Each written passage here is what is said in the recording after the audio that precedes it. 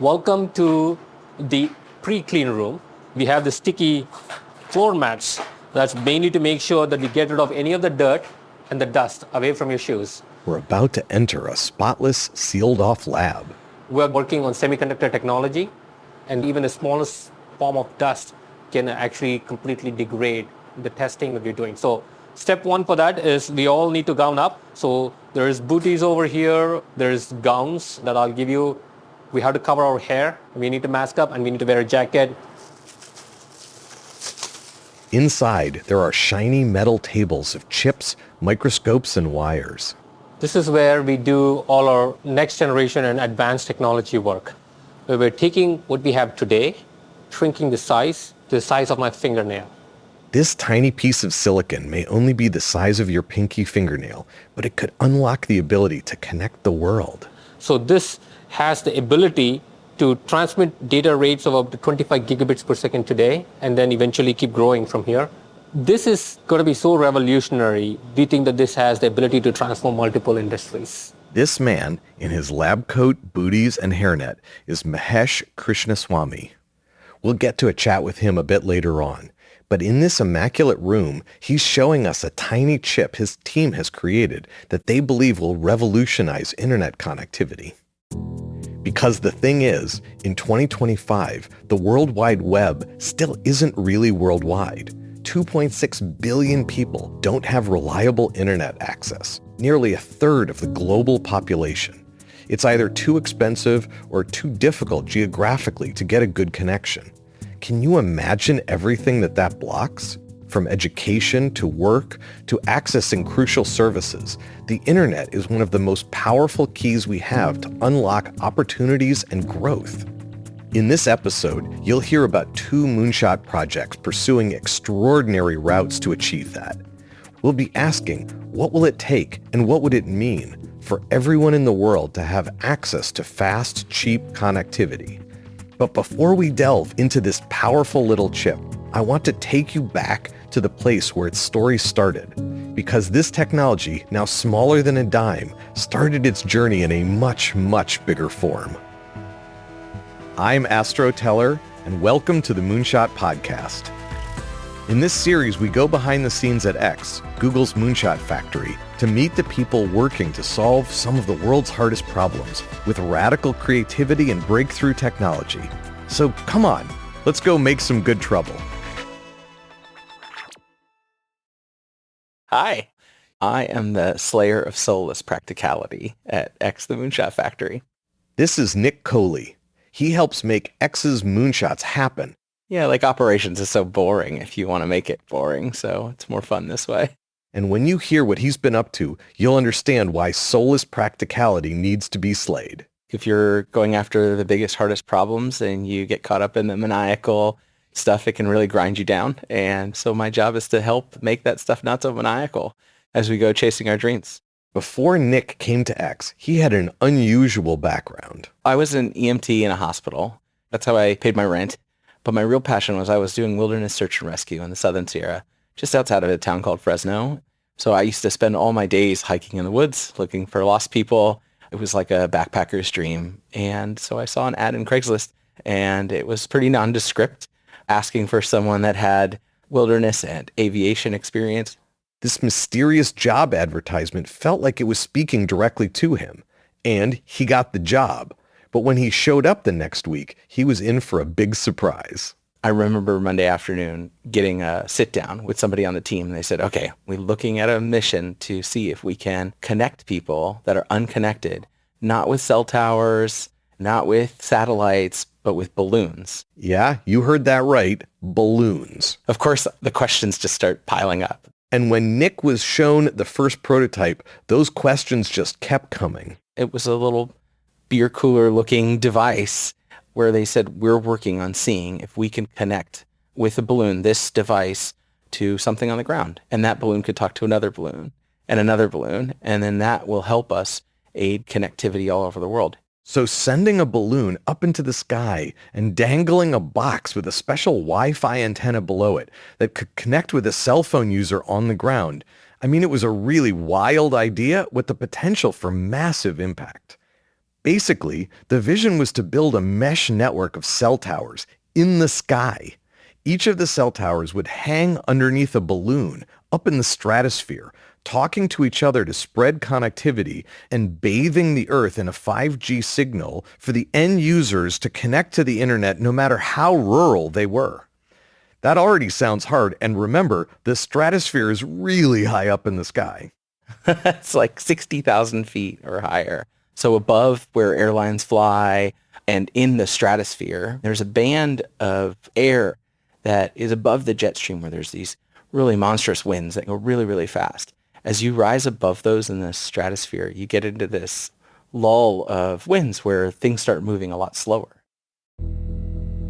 This calmer, gentler layer of the atmosphere was where the team hoped their balloons would fly and transmit their connection back down to Earth. It sounds like a long shot, but that's what moonshots are. The project was called Loon, kind of a mix of lunatic and balloon. We meant everything in that name. It was way out there and risky, not just fragile balloons on the edge of space risky, but risky at the core of the question it was asking. Could this be the radical idea that might finally bring abundant, affordable internet access not just to the next billion, but to the last billion, to the last unconnected communities and those least able to pay? We had an old warehouse where we would build balloons and we would inflate them. One of the first challenges the team needed to tackle was what material these high-flying balloons would be made of so that they wouldn't rip or burst. Because when you rise in altitude, the relative pressure inside the balloon increases, and they were flying at some serious altitude, 60,000 feet and above. And so they started where any good innovation would start, by prototyping and experimenting. We used things like Mylar, like you have on a party balloon. We used latex, like you'd have in a radiosone, which is a weather balloon. And it was definitely a mix between a real defined tight science and an art, getting the balloons to not pop on the way that they went up. I think at the beginning, we were lucky when they went up and then didn't burst right away. If you got it to stabilize correctly, remember that 20 kilometers closer to the sun, the day-night cycles on this material is brutal. It could be minus 50 degrees Fahrenheit at night and 150 degrees hotter in the day. And the balloon had to stay pressurized the whole time. They ended up using a really strong but flexible plastic that you find everywhere in packaging. That was just one of the many challenges they needed to solve. But at X, hard problems are what we get excited about. For the first 6 months or so, I just thought we were crazy. We would experiment with every part of the process, essentially from first assembling this balloon, you have to fill it right. And we're talking like to the mole of helium. Because flying a balloon is nothing like flying anything else. You're off a little bit, your balloon's going in a wildly different direction. And then you would have to make sure you launched it correctly, and everything from the oils on your hands to the way the wind is blowing on the surface of the ground to making sure that there's no dust around and you get a great weather day. In the early days of the project, Nick's team had to track these gentle giants and race to meet them underneath their spot in the sky in order to make a connection. And this is exactly how he got his previous title, Global Balloon Concierge. It was a bit of a game of sort of GPS and geocaching, which their search and rescue experience came in really handy, where you'd follow this balloon to where it stabilized as it gets up to the stratosphere. And then you'd be under it waiting for a connection. And it worked. Each balloon's antenna received a signal from a ground station and transmitted 4G back down to places where there wasn't any. But the connection wasn't the big challenge. The main issue was how to get the balloons to go where we wanted them to. Kind of essential for providing coverage to places that needed it. The team had a plan to harness the stratosphere's most important trait, layers. Each layer has a different wind speed and direction. They're sort of striated by different directions. So you know, every 1,000 feet you climb in altitude, you may be going a completely different direction. This was the key to Loon's navigation. What if the balloons could sail these stratospheric winds just like a boat? You can't put like wings on a round balloon. And so instead what you actually ended up having to do was make the balloons go up and down. The trick was predicting what speeds and directions we'd find at different layers, and then getting to that layer to catch a ride. And that needed some clever maneuvering. And as you made them go up and down a tiny bit in different altitudes, you take advantage of different winds going in different directions. And so we created an altitude control system that would basically pull atmospheric air, which is heavier than the helium that floated the balloons, into the balloon and make it heavier. And so it could go down a little bit, and then you could release it and it could go up. And so the bottom of this thing actually had almost like a fan, a motor. We used to call it Hans, because Hans will pump you up. And so we had other versions of it too. So when we improved it, we called it Franz. Hans and Franz were a comedy bodybuilding duo on the show Saturday Night Live. The balloon would go down in altitude, and then it would find the next wind that was going in a different direction. Okay, so it sounds simple when you put it like that, but it really wasn't. The thing is, in order to provide internet in a specific place and sell it, you need to sail these stratospheric winds very accurately. And that's where my next guest comes in, Sal Condito. We had a big data problem. As the chief technology officer at Loon, it was Sal's job to worry about these problems. We had the weather models from all the best agencies in the world who are doing a great job, but there's kind of like gaps in the simulation they're providing. They give us kind of like the big picture view, but the atmosphere is far more complex than that. Like you just look up in the sky, you see one cloud going one way, another cloud going the other way, and they're passing each other really closely, right? Of course, these traditional weather forecasts weren't designed for stratospheric balloons trying to precisely sail high-altitude winds. And so, at the beginning of the Loon team trying to demonstrate their use case, that was a bit of a problem. We would want to demonstrate to like a telco in South America or something like that. Hey, like, look, you can get internet from a balloon. We would say like, yeah, the balloon will show up. Like, let's go stand out in this field on Tuesday. And then we would miss it by like 1,000 kilometers in 2 days or something like that. And it was very embarrassing, right? Like, it's really hard to sell something if you can't even like show up to your own demo, right? Like, and like, that's like really the situation this thing was in. And it sounds like so stupid, right? Right, but it is a clear pumpkin the size of a house that's at 65,000 feet that we only very indirectly control, so... Well, you know, you're launching this thing from New Zealand and you're trying to demo it in like Argentina or whatever, like a week later, and trying to like hit a precise point within 30 kilometers, it actually is a really hard challenge if you think about it. As they flew more and more of these gigantic pumpkin-shaped balloons, trying, failing, collecting data, Sal's team was gradually able to build a statistical picture of how much stratospheric winds vary and why. And then the next step was to build an artificial intelligence model that could train the balloons to sail these winds accordingly. And even when you plan for it, sometimes technology can be astonishing. You know, you're never really sure if your system is like working. And there were some really surprising moments because the AI models we used were very like narrow intelligences. Right now, like if you're working with an AI, it's like a general intelligence that does so many things. You're like, okay, I trust you, right? But the AI we were using was such a narrow intelligence that understood winds, you understood balloons, when they go up and down, that you're never really quite sure, like, is it doing a crazy thing or not? So, you know, I remember there was just a few times when the balloon would do something which wasn't like what we would think to do manually and not what the last algorithm would do. So every morning I would check the fleet and, you know, I remember seeing a balloon that was doing like a zigzag pattern across the Amazon rainforest. I'm like, wow, this has got to be a bug. This has got to be something restarting. But it wasn't a bug, because what Sal realized is that the balloon, or the algorithm flying the balloon, had learned something extraordinary. And then you kind of look a little bit more closely at what it's doing, and you realize, oh, it's tacking. Tacking. It's an ancient technique used by sailboats where they zigzag through the winds to change direction to get to a specific point. The AI controlling Loon's navigation hadn't been taught tacking. It learned to do it by itself. It's tacking to slow down to get there at the right time. And you're like, why didn't I think of that? It was a massive breakthrough. But the other challenge Loon had to tackle wasn't just technical and scientific, it was about people. Working with the authorities in different countries to help them understand this new technology and get comfortable with balloons flying through their airspace, because stratospheric winds aren't divided by borders. We learned how to sail the stratosphere with these balloons. And then you start adding the complexity of not being able to fly over a certain country or avoid particular airspaces. And there was just layers and layers of what you had to do to catch the prevailing winds that were going to take you to where the needs were for the users. Of course, what goes up must come down. Nick's job was to figure out exactly where the balloons would land and, with his team around the world, recover them safely and send them back to the head office. They didn't want to leave any waste and also needed that crucial flight data to learn from.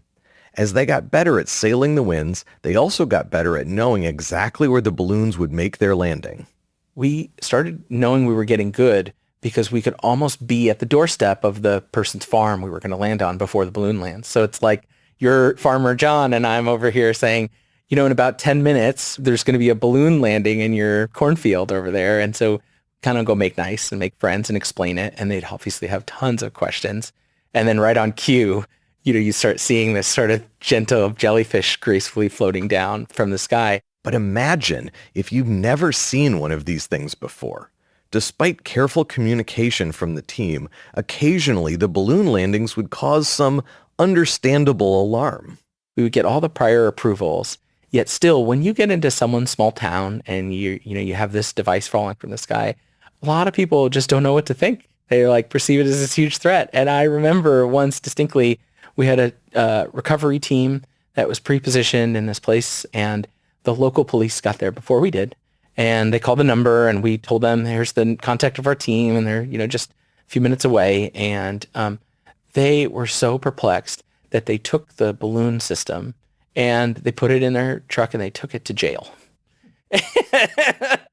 And so much fanfare later, they immediately issued a press release and had a photo. And I love this photo. It's our trash bag looking balloon that fell from the stratosphere and two armed police standing next to this thing. And it's we've got this balloon. Nick and his team had some explaining to do. But occasional misunderstandings aside, there were many periods when the balloons found themselves in the right place at the right time and proving their value. When Hurricane Maria hit in 2018, it annihilated the Caribbean. We had the minister level folks on the phone immediately in Puerto Rico asking what we could do to help. And we were able to launch balloons from our site in Nevada, get them over, and we just had 5 balloons that were over the island of Puerto Rico. And with AT&T, our partner, we had hundreds of thousands of subscribers. They didn't have power. They didn't have any local connectivity. But if you had a phone, you were getting 5 bars because of 5 balloons that were just floating over the islands. It was a really beautiful testament to the service working as intended, allowing people to place those emergency calls, call their loved ones, do the things they needed to do. And sometimes those kinds of disasters, how devastating and sad they are, they bring a lot of clarity to that wasn't the issue with Loon not working. By 2021, the balloons had beamed the internet to many people in many countries, and the teams could get the balloons to stay reliably above a particular location, up in the stratosphere, sailing around for a year or more. But despite them overcoming all of these technical and operational challenges, other obstacles were even tougher. Ultimately, the economics of where we thought we would be and where we were after years of building service, not just the R&D required, but to deliver a service to a telecom operator they could then go resell to their customers, was a long road ahead of us. And there was still a lot more to go. Bandwidth demand was increasing. It would have required a completely different architecture than what we were building. So despite finding many willing partners along the way, the complexity to our partners of bringing connectivity to people in rural and remote areas basically remained too high. The message from the industry was clear. They weren't up for that much flexibility in their business modeling. So we made the tough decision to wind Loon down. But part of its engineering had already sparked new ideas about how to solve the same problem in a very different way. So you see, as well as beaming 5G internet down to users on the ground, the balloons also had to communicate with each other, balloon to balloon, and communicate back to internet service providers so they could be connected to the internet. And the most obvious method for this would be to use focused radio frequencies. But the Loon team had another slightly out there idea. Lasers. Lasers. Information carried by light. Can we just take beams of light and run them across? As far as we knew, maybe other than like the lovely folks that are talking to the International Space Station, this wasn't really done before, especially between two free-floating objects. It was really, really hard. And you have to point this laser to the precisity of like George Washington's nose on the headquarter, At hundreds of yards. At kilometers, right? Laser internet in the stratosphere. It sounds near impossible. They tested for months, and then one day when the team were holed up in an apartment in a tiny town in the Nevada desert. I was there at the moment that the first two links of these balloons actually talked to each other, found each other. The suspense of searching with beams is like two needles in a haystack pointing each other's tips at each other 100 kilometers away. And that's what was happening. And everybody thought it was totally impossible. And then we did it. It was like another tactical miracle slayed. The first time I heard about the possibility of transmitting extremely high-speed data, literally over thin air, my jaw just dropped. Back to Mahesh Krishnaswamy, who was checking us for dust particles in his pristine lab at the start of the episode. Well, everything in that room started with those Loon balloons and this ultra-precise laser internet connection first pulled off high above the Nevada desert. The light bulb went off into 10 different directions. It was like, wow, such a thing exists? How does it work? Before we delve into that question, the first thing you need to understand about Mahesh is that he really loves the internet. Growing up in Chennai, India in the late 90s, he remembers the feeling he got when he first went online. He used a dial-up modem, which had this weird funky noise, like as if the whole world is going to come to an end. But it eventually puts you online, and it was just mesmerizing. I grew up in a very lower middle class family. The only way we could access the internet was to trek halfway across the town to get a seat in an internet cafe. Mahesh dreamed of studying computing.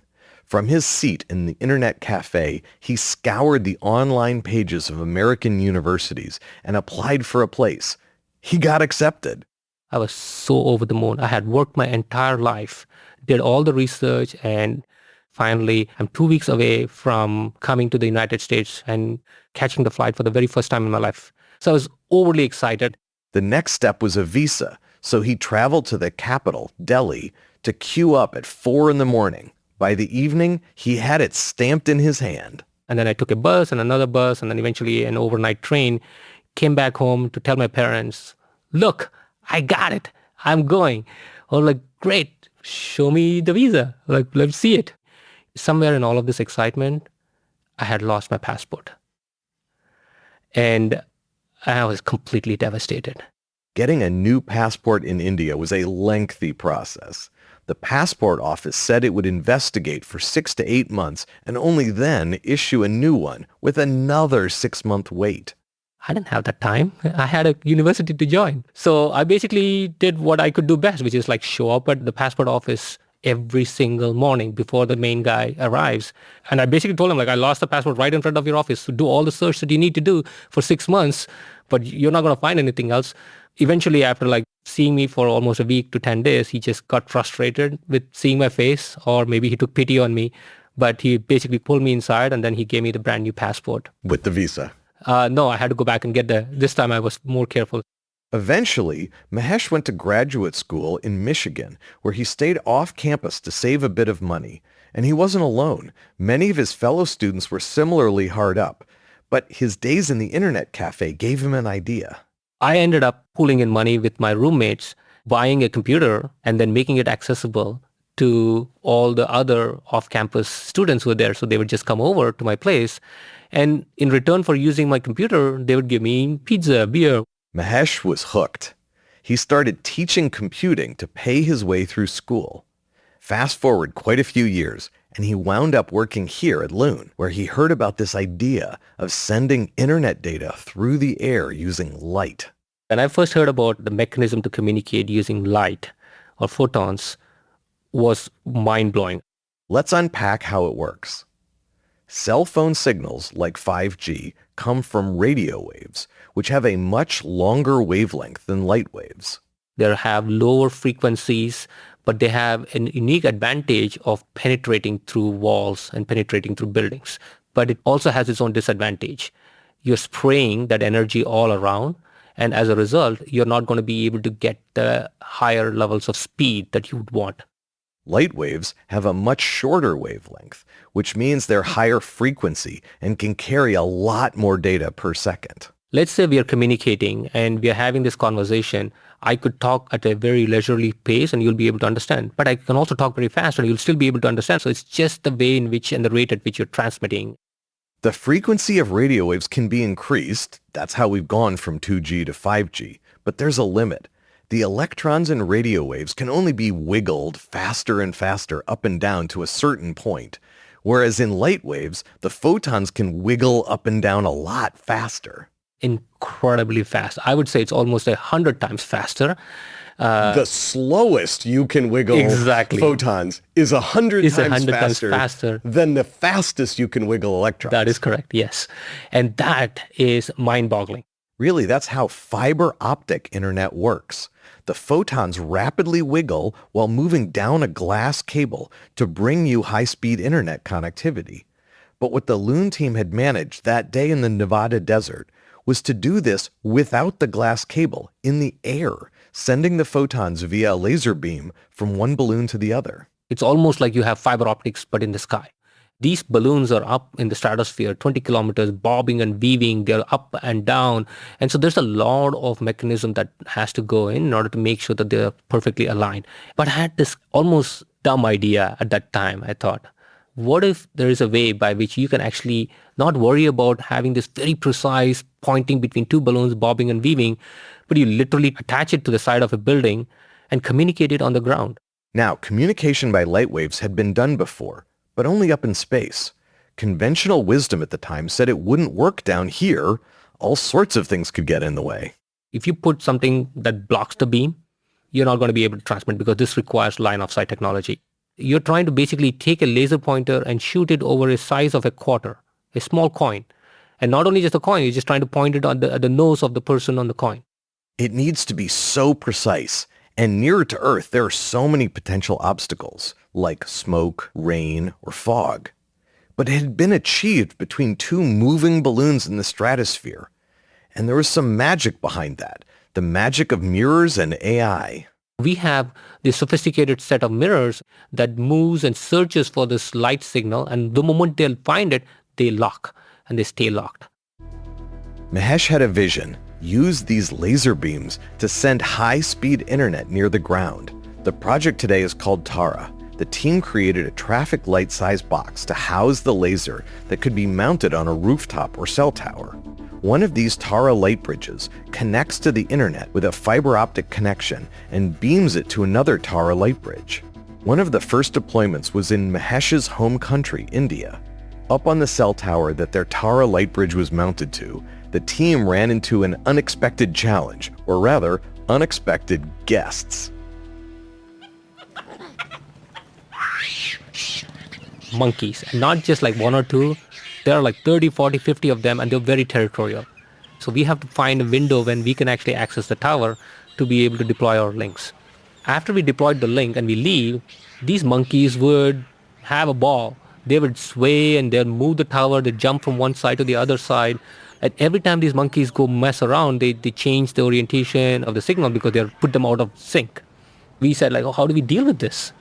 Rather than guarding off and not letting the monkeys climb on the tower is not the solution. We may be able to solve for that one tower, but what if it's wind tomorrow? What if it's something else? And so we went back and took a harder look. And so we've now implemented an accelerometer inside our terminal to preempt those shakes and those moves, and we are able to compensate. So it can feel itself shaking. Correct. And automatically adjust. Look for the energy Yes. and then automatically adjust and lock in to the other side. So even if the monkeys are jumping and swaying, the beam stays locked.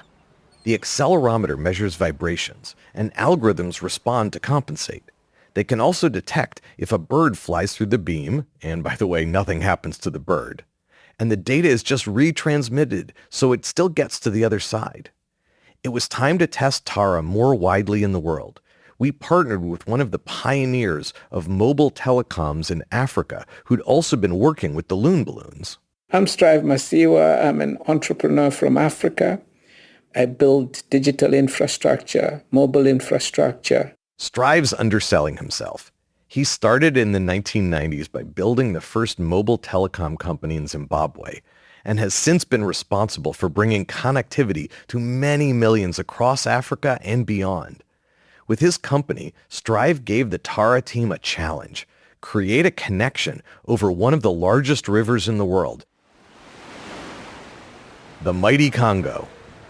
It's a monster river, at some points 5-10 miles wide, with islands and fast-moving water. On one side is Kinshasa, 25 million people. On the other side is Brazzaville in the Congo, 2 million people. But these two cities have never been connected by a bridge for political and other reasons. You cannot bury a cable underneath the river because it is so deep.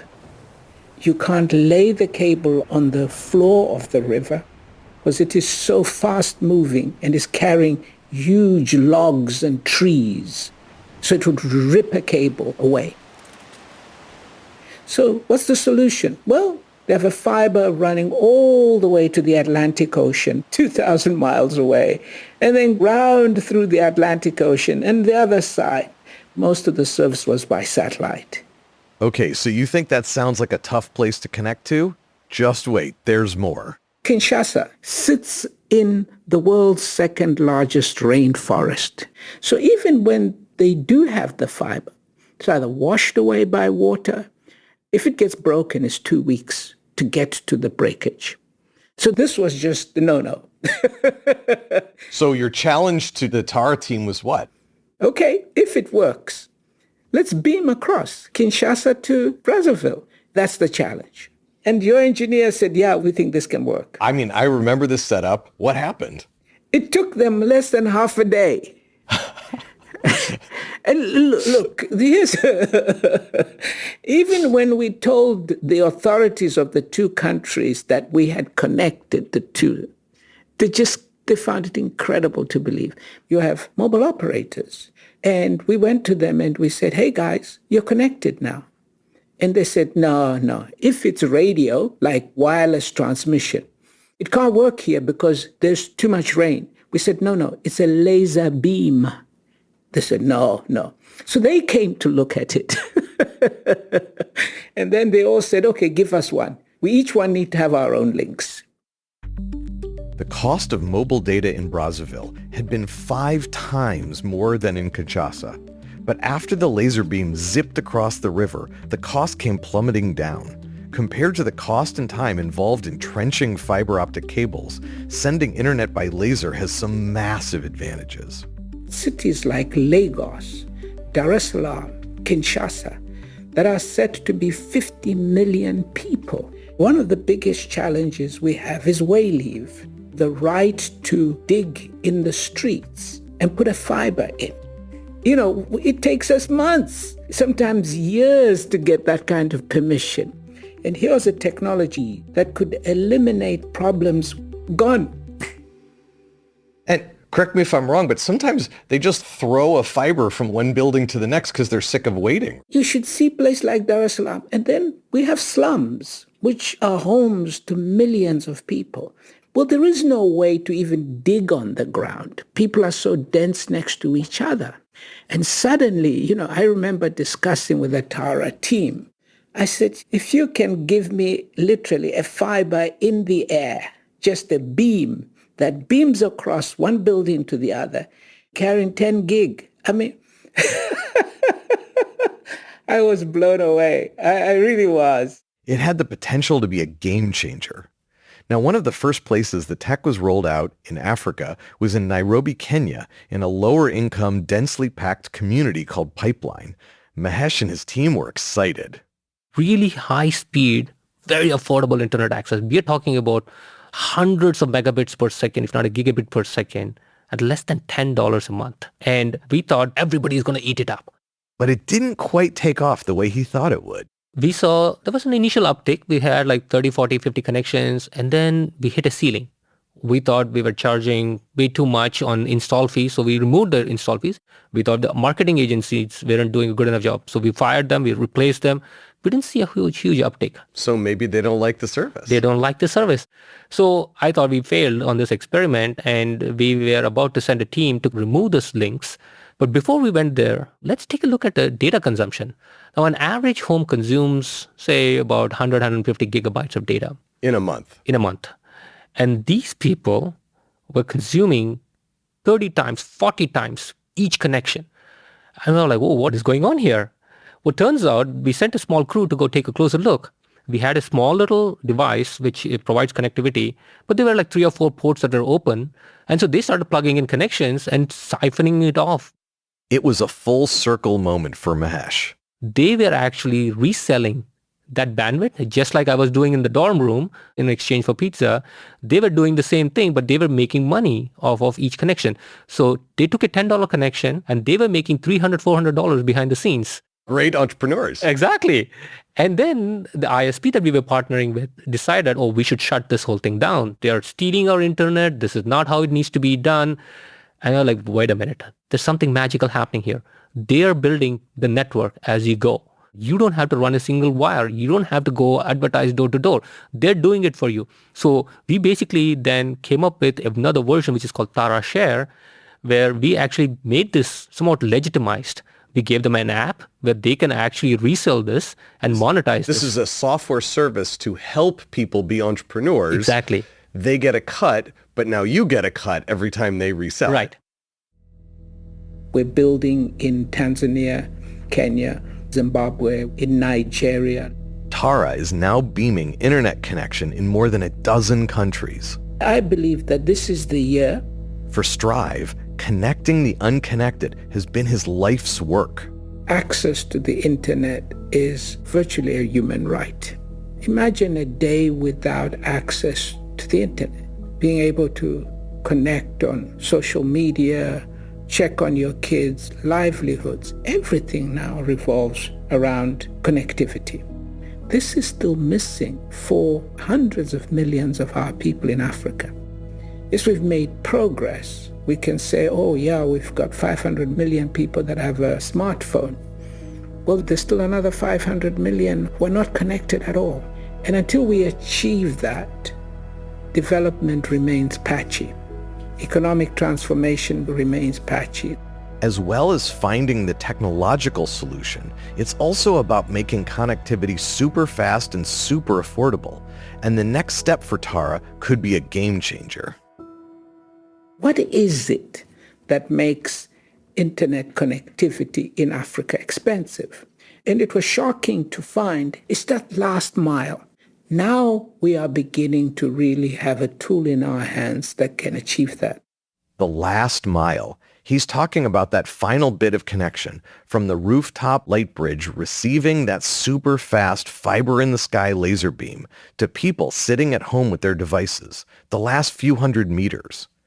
Now, especially if their home is in a rural or remote area, that last distance can be many times more expensive to connect than, say, the last mile to my house in the Bay Area. We brought this big fat pipe of 20 gigabits per second. Think of it like big fat water pipe coming into the edge of a town.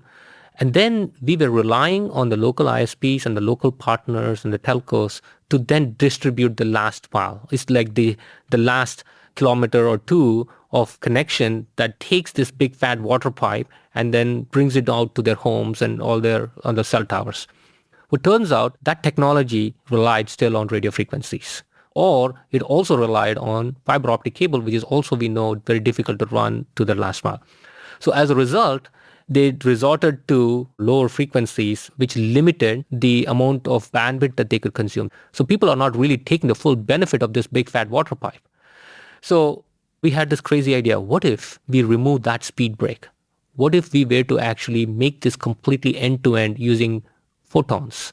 But if you wanted to solve that last mile problem, this distribution for the last kilometer to once you got it into a town, it would have to be a tenth the cost, a tenth the size, a tenth the weight. How are you going to do that? We have come up with a radical concept. It's a leap forward from taking our terminal, which is the size of a traffic light, and shrinking some of the heart and the core elements of it down to the size of my fingernail.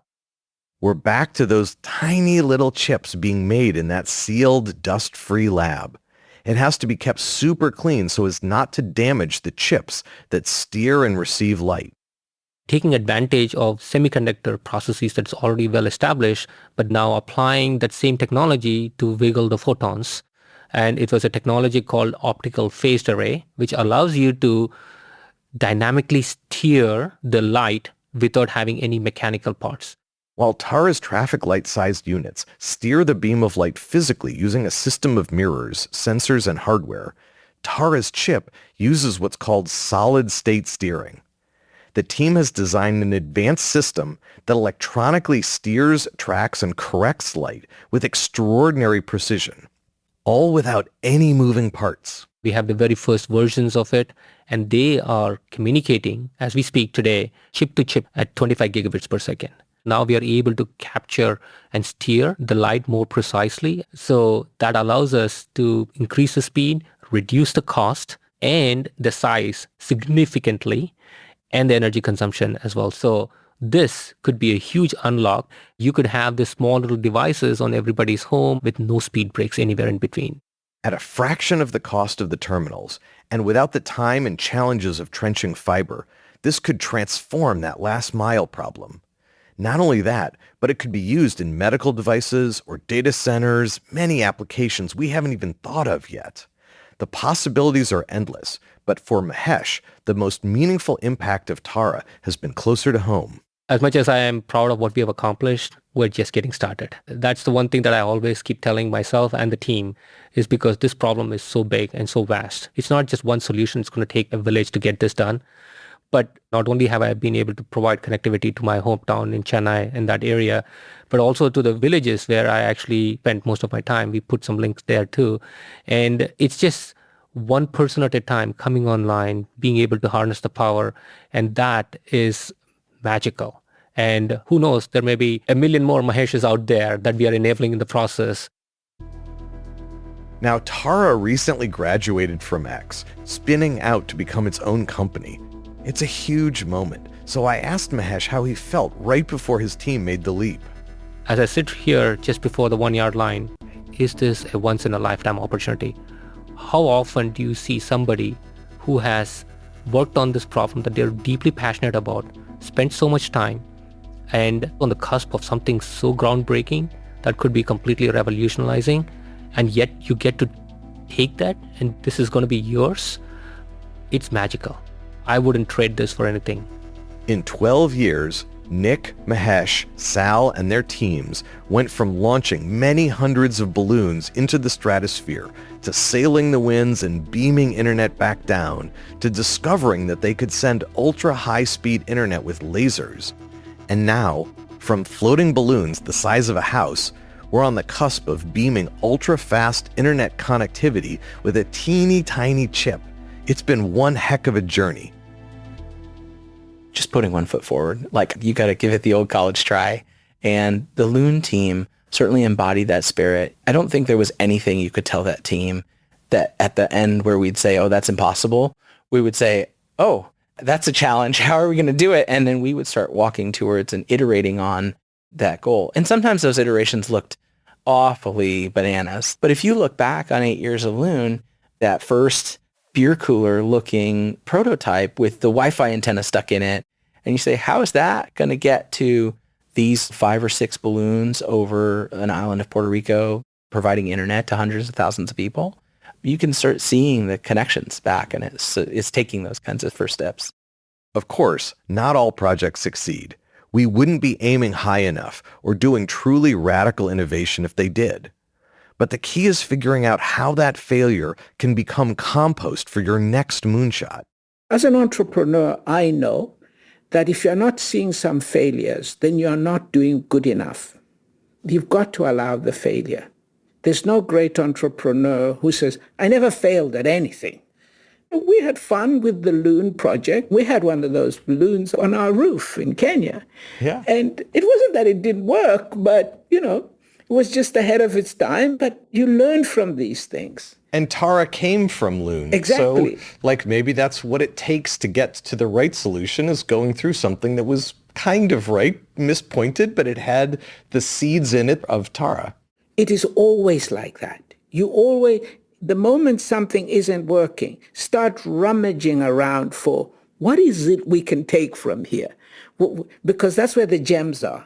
And there's no doubt that Taara is explosive by comparison to what we would have achieved with the Loon project. Strive's right. It's about finding the phoenix in the ashes of your failures. And there's something critical we come back to time and time again when it comes to making moonshots. It's that you have to really care about the problem you're trying to fix. I mean, care a lot. Fall in love with the problem. That is a very, very critical part of this. What I did in the process is I fell in love with the problem so much that I didn't think Loon was going to be able to solve it, that even before it shut down, I actually was bold enough to go try something differently, knowing full well that I could fail, but also there's a small iota of chance that I could succeed. And that's mainly because I fell in love with the problem. So follow your instincts and don't give up. There will be roadblocks all through it, but you will never be able to get through those roadblocks unless you have that North Star. And that's the beauty of Moonshot. It's out there. You don't know how it is going to be possible, but you know what you want to get to. Then there will be a lot of those failures, but you should not get discouraged, but you should actually use it as a learning moment and see how you can do better. You've been listening to the Moonshot Podcast, a Blanchard House production for X, the Moonshot Factory. I'm Astro Teller, your host and captain of Moonshots. Thank you for joining me as we pull back the curtain on some of our boldest ideas and biggest challenges. To find out more about our work and to see our moonshots in action, head to our YouTube channel. Just search for X, the Moonshot Factory on YouTube. And if you're enjoying the show, make sure to subscribe and leave us a review and a rating wherever you're listening. It helps more people find us. Next episode, we're diving into perhaps the defining set of technologies of our time, AI. From the origins of Google Brain to the breakthroughs shaping the future, we'll explore how artificial intelligence is transforming the way we think, work, create, and innovate. Just wait till you hear what's coming. And I said, that's going to be great. We're going to make amazing neural networks. Turned out we needed like 1,000,000 times as much compute power, not 32 times. This is the first time you're seeing this monster. It'll be a lot less scary the next time you see it. This was a curiosity. I got my answer in 20 minutes. Previously, it would have taken me multiple days to write the right code and debug it. So that was a superpower. Makes you feel like Superman. I hope that AI will have a very large democratizing effect. Because one of the most expensive things in today's world is intelligence.